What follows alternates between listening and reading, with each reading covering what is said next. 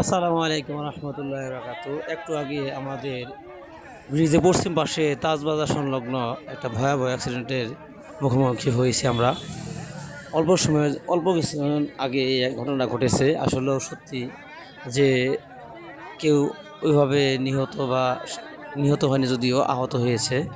যে কয়েকজন লোক এখানে আহত হয়েছে। দুটি অটো মুখোমুখি সংঘর্ষ হওয়ার কারণে হেলাল হেলাল টেলিকম আছে বা হেলাল স্টোর, ওর দোকানের ভিতরে প্রায় উপরে উঠে যায় এই অবস্থা।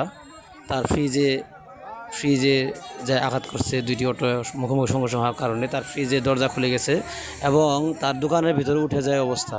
আসলেও আমরা অটোওয়ালা যারা আছি একটু খেয়াল করি না। আসলেও রাস্তাঘাটে চলতে হলে অবশ্যই সাবধানতাভাবে চলতে হবে। দুইটা অটো দিনের বেলা রাতের বেলাও না মুখোমুখি সংঘর্ষ হওয়ার চেষ্টা হয়েছে, যার জন্য অনেকজন এখানে আহত হয়েছে।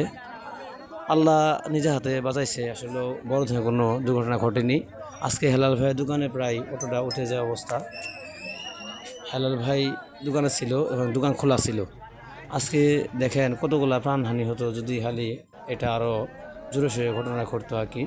রাস্তা থেকে দেখেন হেলাল ভাই দোকানের ভিতরে চলে যায় এই অবস্থায়। অটোগুলা চলে আসছে, দেখেন একদম দোকানের ভিতরে চলে আসছে অটোটা। আমরা অবশ্যই গাড়ি চালানোর সময় খেয়াল রাখবো ডানে বামে এবং সামনে, যাতে করে মানুষের একটা অ্যাক্সিডেন্ট সারা জীবনে কান্না। তাই গাড়ি চালানোর সময় সাবধানে অবশ্যই গাড়ি চালাবো। দেখেন একজন মুরব্বী ব্যথা পাইছে এবং আরও কয়েকজন ব্যথা পাইছে। এখানে সবাই ব্যতীত হয়েছে। আল্লাহ পাক আমাদের সবাইকে হেফাজত করুক এবং